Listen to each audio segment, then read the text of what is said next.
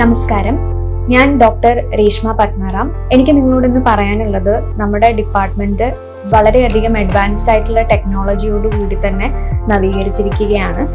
Retina എന്ന് പറയുന്നത് കണ്ണിന്റെ ഞരമ്പാണ്. അപ്പൊ കണ്ണിന്റെ ഞരമ്പിൽ വരുന്ന അസുഖങ്ങൾ ഒട്ടനവധിയാണ്. മെയിൻ ആയിട്ട് ഇന്ത്യ ഡയബറ്റിക് ക്യാപിറ്റൽ ആയതുകൊണ്ട് തന്നെ പ്രമേഹമാണ് കണ്ണിന്റെ ഞരമ്പിനെ ഏറ്റവും കൂടുതലായിട്ട് ബാധിക്കുന്നത്.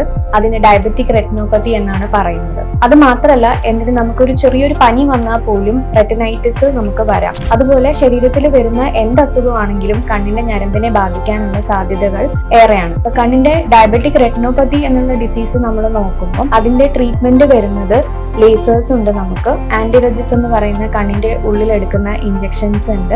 അതുപോലെ തന്നെ എൻഡ് സ്റ്റേജസ് ആകുമ്പോഴത്തേനും കണ്ണിന്റെ ഉള്ളിൽ ബ്ലീഡിങ് വരുമ്പോഴത്തേനും വിട്രിയോ റെറ്റിന സർജറീസ് ഉണ്ട്.